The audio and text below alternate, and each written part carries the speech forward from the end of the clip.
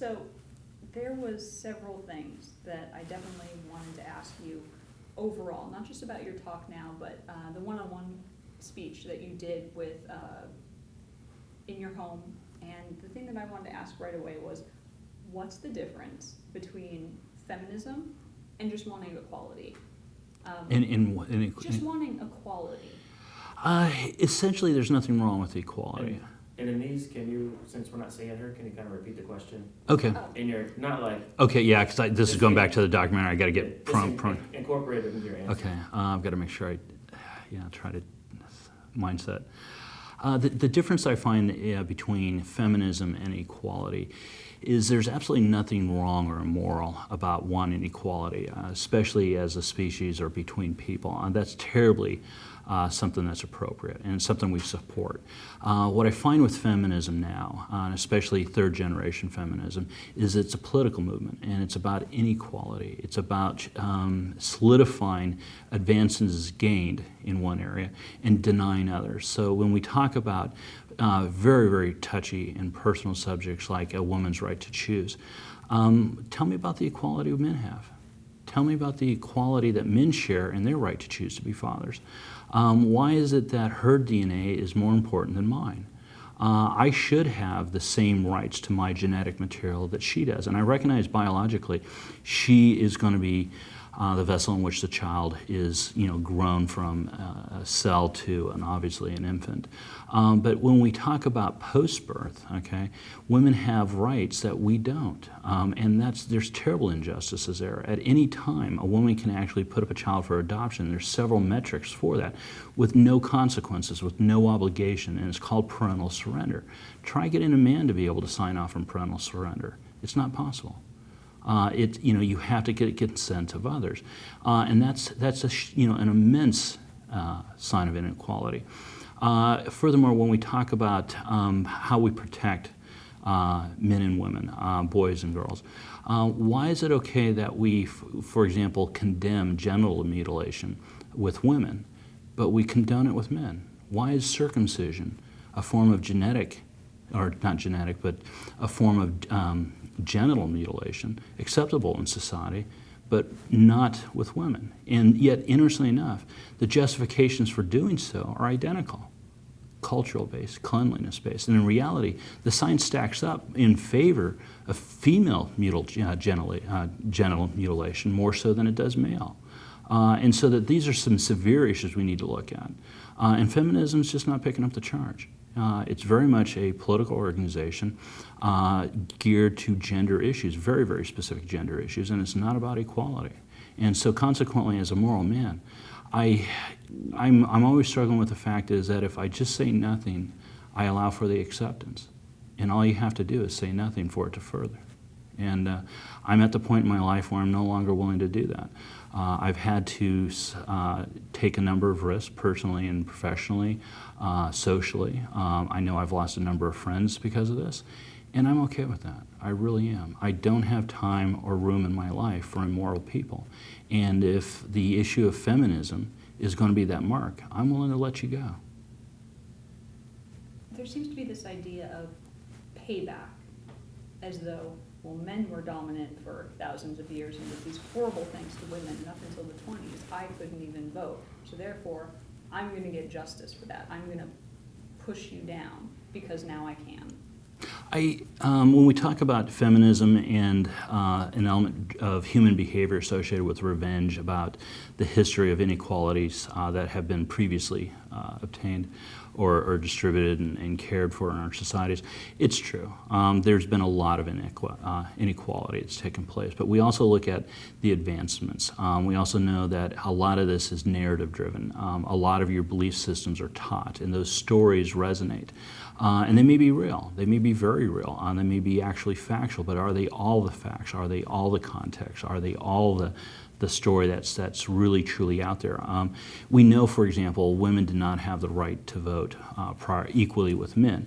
Now, it's also true that that some women were allowed to vote. We also know that women had the right to vote before all men. And that's interesting. Now, in that narrative, we don't sit down and say, white women had the right to vote before black men, but they did. And that's a history that we should be shameful of. That is a history we should be made aware of. And that is these things that we acknowledge it will make us stronger by being truthful and facing that honesty with honest intent. But I get the fact that it's human nature to respond aggressively and defensively to when there's been a violation of boundaries, when you've been aggrieved. I think that's terribly human. But the problem is it doesn't get us to a better place. I want to switch topics. Certain in a relationship, and the worst thing was to be uncertain. So how do you know if you're... Oh, as far as certainty? Yeah. Yeah, definitely as far as confidence? Yeah. How do you know if you're uncertain or if you're just growing and changing as a person? Ooh, that's tough. I know we're burning airtime on this one. When I talked about the attractiveness about being certain as opposed to being uncertain and how unattractive uncertainty is, especially when we talk about relationships, of not knowing and being uncertain if you want to commit or be in a relationship and it's honestly unattractive. There's a lot of anxiety, there's a lot of tension, there's a lot of stress associated with that, and especially when you don't know. And so I would sit down and look at trying to resolve those tensions, to release those, and how do you do it? And you're going to have to do it by facing it head on. You're going to have to acknowledge that this exists, that this is an issue, and you're going to have to address those issues. I will also sit down and say, regardless of the decisions you come to, that there's a tremendous amount of power and relief that takes place once a decision is made, that you can just be free of it. And the key is not to second guess yourself as soon as you do, to revisit it again and again, but to eventually make the best decision you can at that time with the information you have, and to go with that. Now, I will say this, and this is going to be part of a speech that I get at the end of the 21 convention in Tampa, is that understanding your purpose will provide you many of the answers you are looking for. Not only that, understanding your purpose will help motivate you. And there's an immense link between those two things, that people understand when they're not motivated for something and they need motivation. But what they're really saying is, I don't know my purpose, and I'm suffering energy-wise because of it. And if you sit down and say, if you're going to have to make some really hard decisions, especially when it's relationship-wise, is this the right person for me? Is this really what I want to be doing? You have to ask yourself the question, is this person going to help me achieve my purpose? Is this person going to be an equal partner in this relationship to achieve that purpose? And if you can answer that yes to that, you've got your answer. One of my favorite authors, Nathaniel Branden, said that his ideal man, when you ask about the ideal man, his exact quote was, a man that loves a strong woman. How does that compare with your ideal? Interesting you bring up Nathaniel Branden. He's kind of a hero of mine in a number of ways. Not only because of the nature of the books he's written and the tremendous resources to men and women regarding self-esteem, self-respect, all these sort of things in relationships. But he kind of holds a very dear place in my heart because of his utter failures as a man. Here you have somebody who is terribly, terribly flawed, who made some very, very personal decisions to become involved sexually with somebody against his own value systems, knowingly. Try to be honest and appropriate and have integrity to bring it out to the forefront with his partner, and hurt them immensely because of that. And as a consequence, I personally believe that he spent the rest of his life trying to make up for that personal failure, that he tried to heal himself by repaying the debt that was associated with that damage, is that he tried to help others not do the same thing. On a very personal level, that resonates for me as well. Early in my dating life, I made similar mistakes. I had similar errors in judgment in integrity, and I lacked that, and I hurt people that were very dear to me, and my actions did not speak to my values. I might not have had the skills or abilities that I wish I had. I may not have had the support network that I wish I could have had or should have had. But the reality is my actions were mine, and they need to be accountable. Unfortunately, I don't think you can make restitutions in some cases, but what I can do is to offer up to a greater good and sit down and say, it's not just that I'm sorry, but here's what I've done because it bothered me to that degree, that it moved my life in a meaningful way, and I'm paying back the pain, the suffering, the humiliation, the rejection, and I'm trying to do it in an honest, sincere way, and as a sign of respect and love, giving it back. And unfortunately, you can't give it back to the individual, but what I can do is sit down and show through actions that I truly am a better man. I know in my talk, 21 Convention talk, I talk about the individuals that are associated at the very, very high end of the emotional scale or the social scales of social selection. And these are people that you're able to relate immensely with emotions, that you have tremendous social connections, the people that have tremendous relationship skills, maintenance skills. You'll have people that respond to you basically psychologically, completing you. One of the fundamental ones, and I opted not to use them as an example, is Nathaniel Branden and Ayn Rand. Here you have two people that are highly attracted to each other sexually because of an intellectual attraction, that they share these things intellectually, and there's a tremendous human biological driver to that, that we fail to recognize, that we fail to honor. And I think in many ways, it's understanding what did occur, is that when you share those sort of things with somebody so closely, it makes sense, and nature comes in and wants those two people to be together, that shared values are that strong and that attractive, that it would make sense they would get together sexually. Unfortunately, they both had made promises and commitments in other ways, and they destroyed lives, and it's unfortunate. That was long, sorry. No. I feel like I love my questions and I really want to ask them. But I'm going to wear you out. Do you need No, to be honest, no. As long as we're able to pace this, we will go.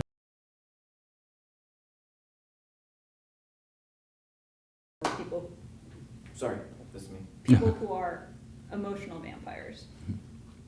We talk a lot about, how to get people out of your lives and how to recognize that. What if you are one? What if you know that, I'm a cheater. It happens all the time. I wish I could get rid of that part of my personality. Okay. How do you help them when they recognize that? Okay. I know in my talk we talked about human vampires, parasites, psychopaths and sociopaths, and people that are extreme narcissistic behaviors. And I talked about what was required to exorcise these people from your life to protect and to prevent that from happening. And a real interesting thing happens, and I didn't have a chance to discuss it, and it would be a really interesting subject to pick up and continue with, is what happens when you're the vampire? What happens when you're the human monster? I think in many ways it's a real fascinating study when you talk about psychopaths. In many cases, psychopaths know they are psychopathic. They understand that, and they adapt. The question is it a genetic element? Are they truly incapable of developing that bond and connection with people? And if so, then it's a genetic thing that's not going to be overcome. And unfortunately, those people do exist. How do you change that? Honestly, in that particular case, you don't. Those are regrettable. Your best bet is to recognize that, make sure you don't do further harm. But again, if you're having those feelings, you're really not a monster. If you're concerned about it, you're not that big of a monster, and you're not as bad as you think you are. If you feel that you are, and you're exhibiting those traits, that's what you are. There's a remarkable difference between what you are and who you are. You get to choose who you are today. Your past is less important than what you do today and who you become. If you are a monster and you don't want to be, start today to act towards virtue. learn about your nature. It's going to have to start with introspection. I talk about in my blog post, there's a fairly brief one, taking a psychological, or looking into a psychological mirror of yourself and really look into yourself and understand your background, what formulated that, doing all those sort of things. In many cases, if it's significant, and in a lot of cases they are, because we're talking about people who are damaged, and if you're damaged it's because of trauma, you need to identify it. You need to understand what that is, how that plays in, how natural sometimes your responses are. It's to treat yourself kindly. If it wasn't your fault, you're not accountable to that. What you are accountable are your reactions to that. And if you're recognizing that they're unhealthy, you have an obligation to stop that. So I would first identify that and then work with professionals to actually learn not to and seek other manners of behavior that would be pro-social, pro-relationship, and pro-empathetic. And that's going to take a tremendous amount of work. That'll probably take a lifetime of work because when you're damaged emotionally like that, it is really cutting to the quick of who you are in the hindbrain. And those are base primal drivers. These are things that flight or response issues, fight or flight response issues, and they're visceral. They're visceral. You are personally under attack and it's life or death. I can't imagine suffering from those things. I'm very fortunate that my personal failings and the issues I have don't run that deep. But some people do. These people need our compassion, they need our support, they need our understanding. I think in part, if you're going through this, letting those around you, knowing what you've gone through and sharing that will be tremendously a powerful tool to be able to leverage. You need help, you need support, you need to understand you're not alone. It will help set the tone for them to help and assist you, to be more understanding, to help them control their reactions as well as yours and guiding. That's the importance of having a partner, is they can see things you may or may not. They can help you out. So I would look at those things and then really just make it a daily effort to be a better person. When we talk about personal failings, I've cheated on partners. I've done things that were wrong. You run through a degree of I can justify some of it or some of it not. I can understand it. In many cases, it was me not willing to speak up and to voice my emotional needs, my sexual needs, my physical needs. In many cases, it wasn't actual sexual needs. It was my needs for validation. I felt terribly invalidated in some of the relationships, and I felt trapped. And I wasn't willing to hurt the individual I supposedly cared for by letting them go. And in reality, I was hurting us overall. And invariably, you'll get to a point when you actually act, and nature will take over. And unfortunately, our biological natures are not pretty, and I talked about that on the 21 Convention talk. They tend to be terribly self-interested. And you become selfish, you become ugly, you become our base primal instinct. And I would sit down and say those things are saddened. Then you have the opposite spectrum. What do you do when you come across somebody you connect with immensely, you have these sharings, and it's human nature to bond, to be drawn physically towards somebody that you share these ideals with? Is there a better appropriate way to have that connection, that biological connection and drive that's normally satisfied sexually with somebody through acknowledgement that would honor the obligations you put you to, the commitments you've had, and sit down and say, I'm immensely attracted to you, I find you incredibly desirable, and I would love to somehow solidify that connection in a way in which I'm responding in a physical manner, in a biological manner. And I think in a lot of cases, if you can just verbalize it, just cut the tension, just say it. But say it appropriately and say it with a degree of dignity and respect. You don't always have to act on it. And I think a lot of times you're just looking for that tension release. I know there have been cases in my life in which it was just that. I know that I made conscious decisions to step outside of a relationship to solidify that other relationship in a sexual manner that probably could have been satisfied in other means, but I didn't, and that's regrettable. The other is, if you're going to do it, own it. I don't say it's right, I don't say it's moral, but if you are doing that, acknowledge it. that I'm human, this is where I'm at, this is what I'm doing, how, and I'm not saying go and cheat, I'm not giving you permission, but it doesn't mean you're an evil entity. You're just acting on values and biological drivers, and especially when intellect, when we talked about Nathaniel Branden and Ayn Rand. It's regrettable that they opened it up through trying to be showing integrity. They divulged the relationship to their partners. And that caused really a tremendous amount of damage. If you're going to step out and do that, truly protect the people. And a lot of times I think when you come clean and tell a partner, you're really not being honest. You're trying to pass guilt, and you're trying to release yourself from that guilt. If you're going to do something that violates your morals, your sense of self, and you don't want to hurt other people, don't hurt other people. Great. I want to get with you after lunch, but that's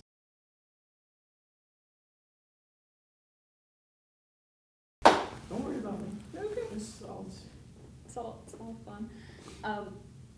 My next question kind of splits some people from the 21 convention in half. Some of the speakers, some of the attendees, they think that monogamy is unnatural.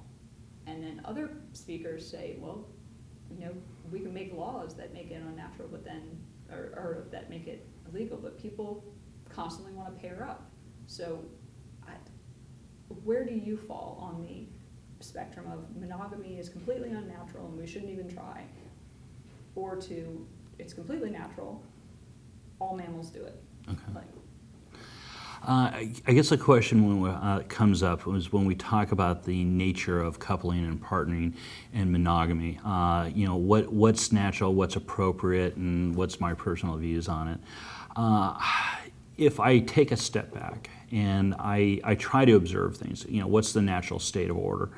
I would first sit down and say, what does nature show us? Let's look at all the species, everything else. Let's narrow it down on mammals, and what do we look at, and what do we have?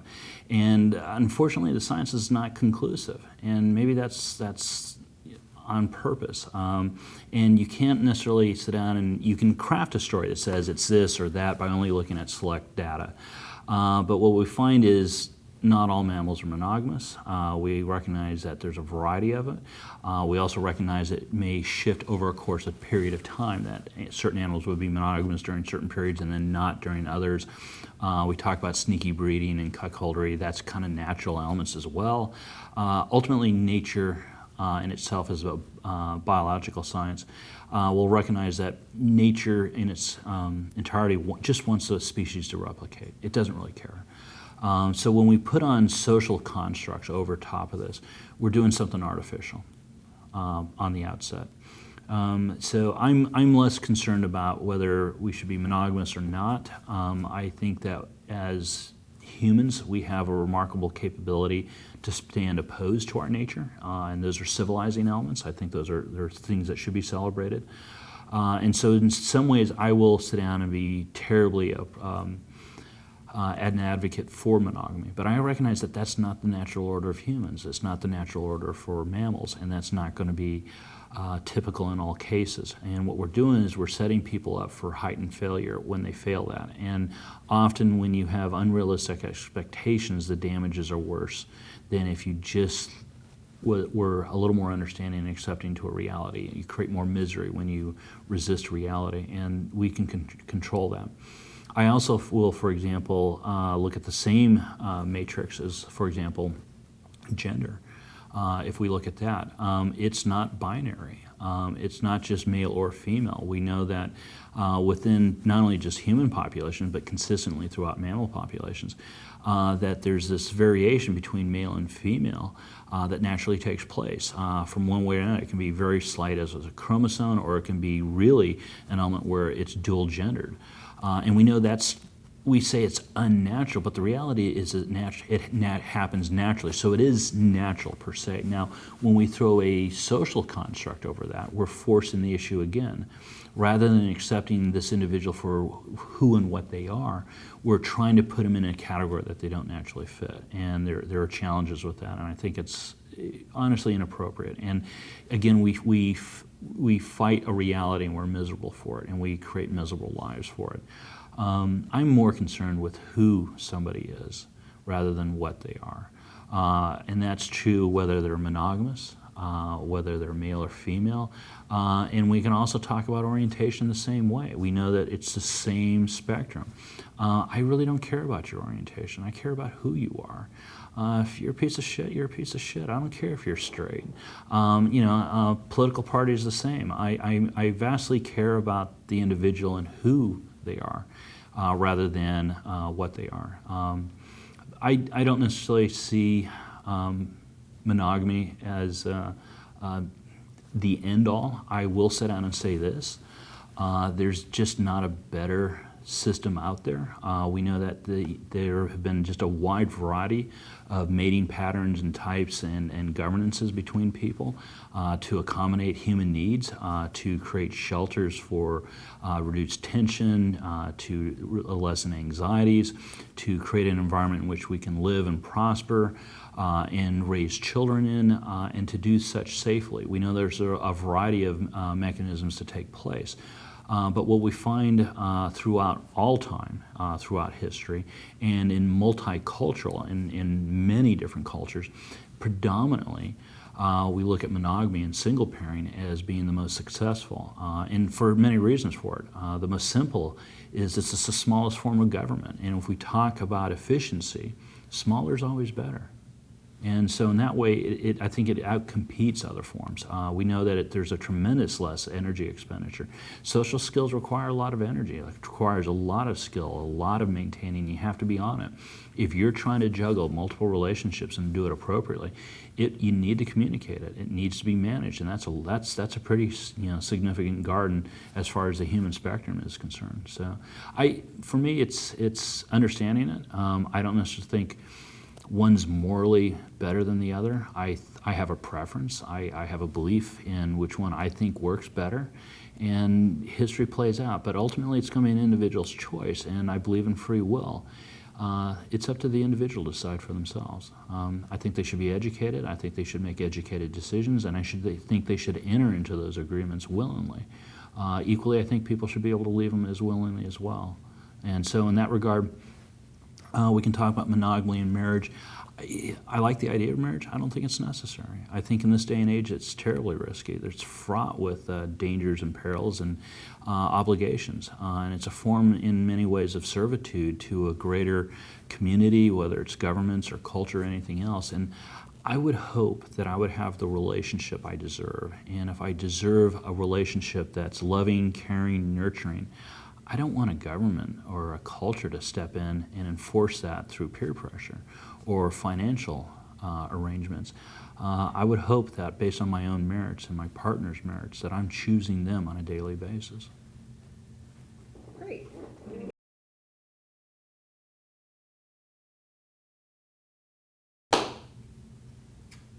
So if a man is in a relationship and he doesn't want to be a pushover, but he also doesn't want to be an ass, where's that fine line? I mean, if he wants to be the dominant one, how does he do that without acting mean? Okay.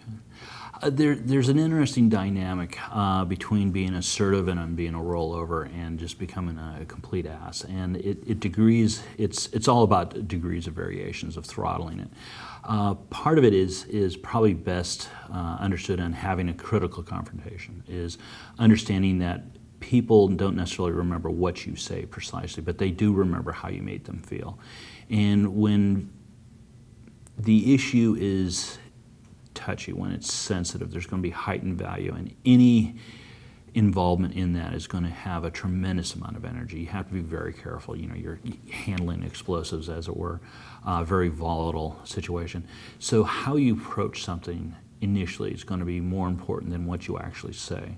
But you need to have that critical confrontation. You have to engage, because if you don't, you're going to be a pushover. So what happens is that people don't have that skill set. They're not familiar with it.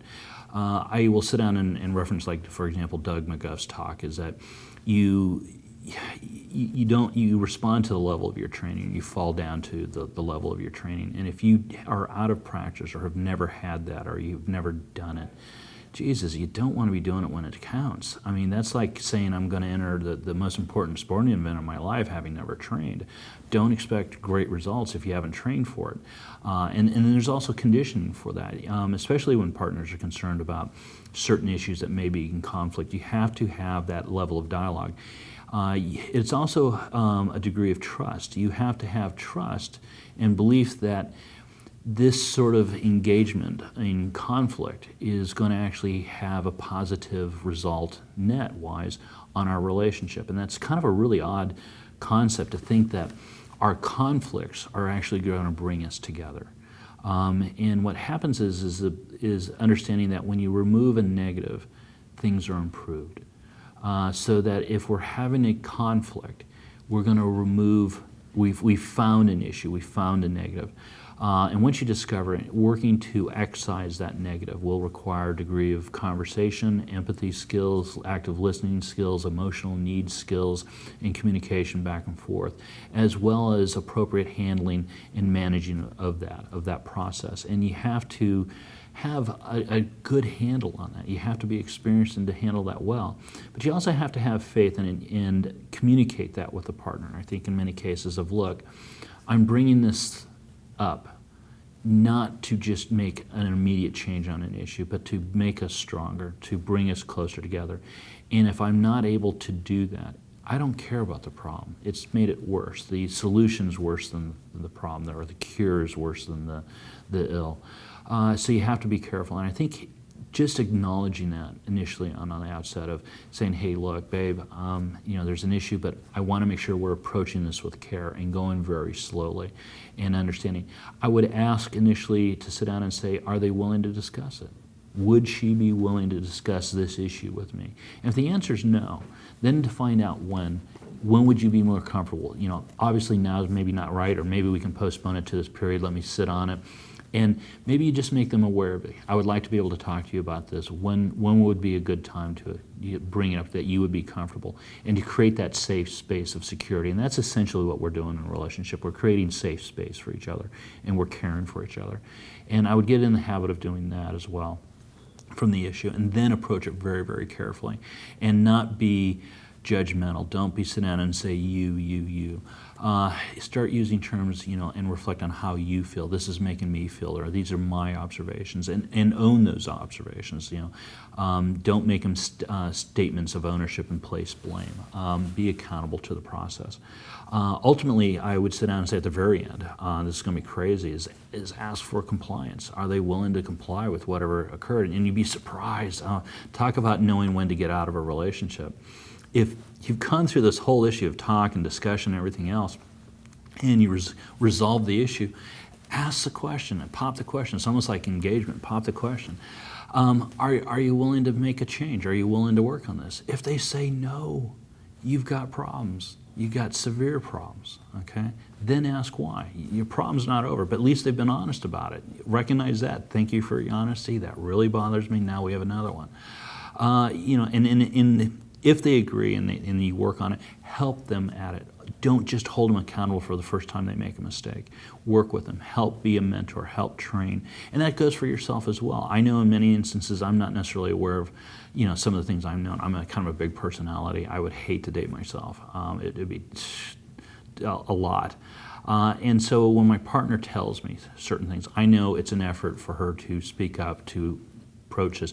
I have to help her do that, and I have to make sure she's comfortable doing that. And only through a pattern of doing so will she be comfortable and confident, and I will have earned that trust in doing so. And then I also have to have help in curbing my behavior, or doing whatever it is to be cognizant of certain things. And so I need her help to highlight, hey, look, do this, or to ease it up, but to do it in a way that's not nagging, that's supporting, and have me work at it, and keep me kind of on track. Hey, you're slipping a little bit. So when we talk about having throttling issues on rolling over and being too pushy, when you roll over, you're not acknowledging and you're accepting it. Okay, and you have to acknowledge when you roll over, you just rolled over, and you own that. When you're too pushy is when you're demanding. and you're just too forceful, and you're blunt, and that's not very sophisticated, and we know better than that. We can do better than that, but it does take a tremendous amount of work, a tremendous amount of energy, and it takes two people to work that through. Great. What if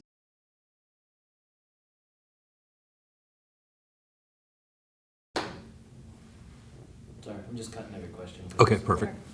I gotta get in there for James's speech because he started, All right, but I have. because I want to see that one too. Okay, so my last 4 questions, and you can say like, oh, that's a good one, let me answer that.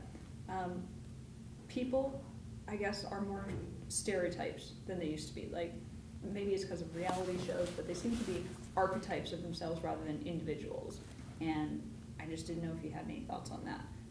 If someone says, I just want to be a better person, what would you say to somebody who is falling into bad philosophy?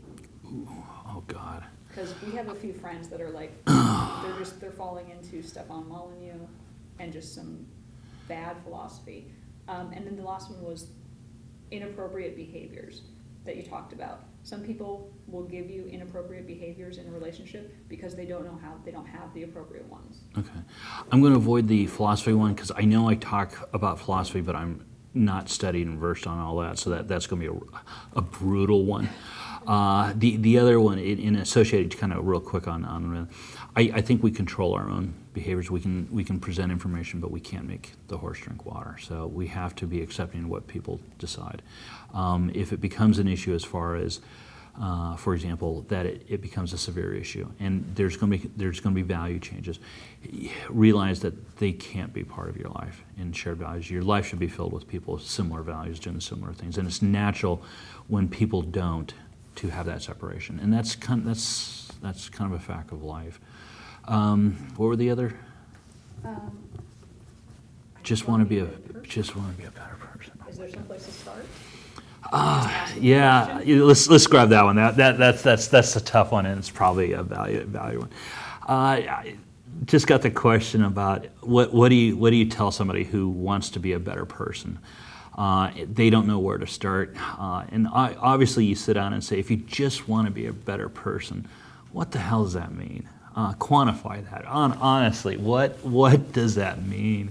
And not so much what does that mean to me, but what does that mean to the individual? I think that is a question that is seeking value. They may not know, and they may need directions. I know we've talked a little bit just about stereotypes and some of the elements there, and I think what happens is we fall into roles, stereotypical views, heroes, cultural roles, expectations, everything else, and they don't have a personal identity, and they're not sure, and it's not well grounded. Their sense of self is lacking, and it's kind of a call to help in a very, very fundamental way. That they don't understand themselves, they don't understand their values, and they have not really looked at what those values are. So I think the first response is they need to really investigate themselves, really look at what values they have. One of the comments that I had in my ending speech for the 21 conventions is I talk about Steve Martin's role of success, and I really love his philosophy on success is that it's not the things you focus on that make you successful. It's the things you didn't focus in on, the things that you were able to say no to. And I don't mean the easy ones. I mean the really hard things you had to say no to. So when somebody says, I want to be a better person, they don't know what to say no to, nor do they know what to say yes to. And so what you hear is somebody who's really lost. And if you're lost, you have to find yourself first. Finding a destination before you find yourself is kind of worthless. You don't know where you're at in relationship to that. So first off, I would say down, they say you have to find yourself. You have to find where you're at, where you stand, what do you believe in. And then the second one is who and what do you want to be? And find out where you want to go. And then you can make a decision based on that. And very much when I talk about, it's a vectoring process between the two. as far as relationships goes, being a better person is the same way. If you know your purpose and destination and you know where you're at, you know what you have to do in comparison. You know to what magnitude and scale and direction. Now, the key in all that, though, is not necessarily the straight line may not be the best route for you. Pick your path. Know what's going to be the best one for you and the way in which you want to go about doing it. And then start acting on it. Answer that question? How did I? God, that was a brutal one.